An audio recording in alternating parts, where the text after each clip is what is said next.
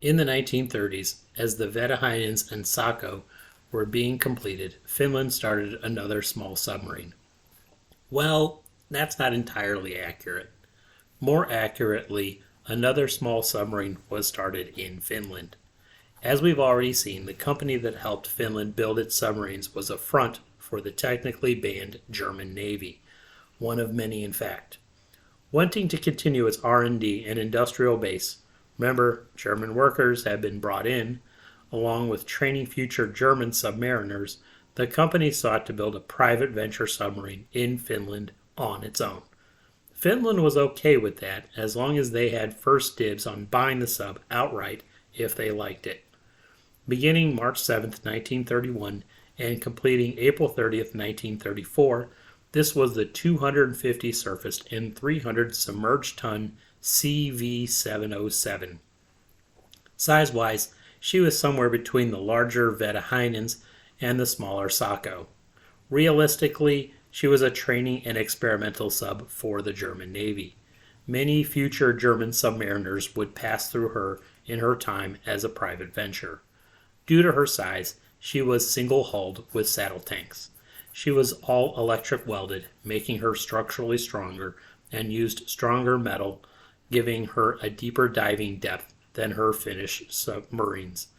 She was fitted with passive sonar. Her torpedo tubes went back up to the standard 533 millimeter.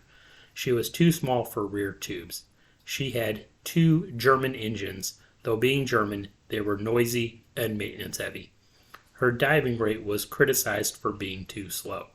She didn't carry special mine tubes as the Finnish subs had, but could lay German mines through the torpedo tubes. Not many, of course, as she could only carry 5 torpedoes. Only a year or so after being completed, Germany began its own domestic submarine program, so a small secret sub kind of became superfluous. Talks began, and a year later, in 1936, she was purchased by Finland and commissioned to the Navy as Vesikko.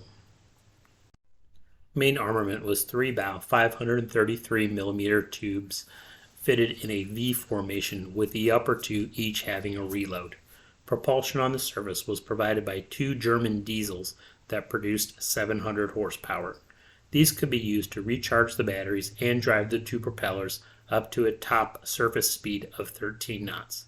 While submerged, she used her 2 battery-powered motors to run the propellers for a maximum speed of 8 knots.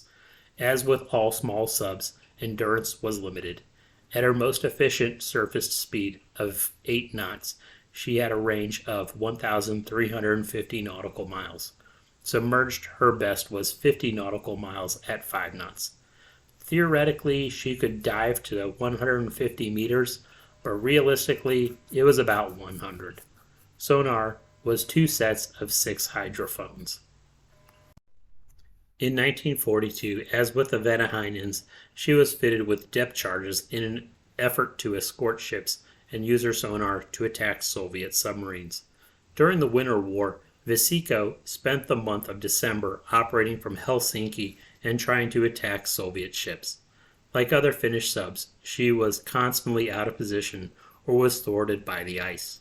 In mid-January, the ice got too thick to even sail, and as with other Finnish submarines, she was forced to sit out the rest of the war, even damaging one of her propellers on the ice.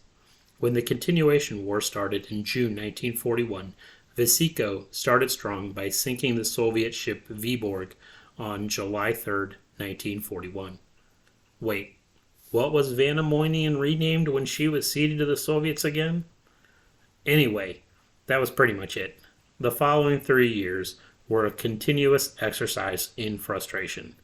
Not being in position, ice, mechanical breakdowns, ice, hunting Soviet subs as an ad hoc escort, and more ice. Finally, under the 1944 peace treaty, Finland renounced submarines. Post-war, while Finland's other submarines were sold for scrap, she was put in a dock and forgotten about. Finally restored in 1973, she was opened as a museum ship near Helsinki. So if you're in Helsinki, check her out.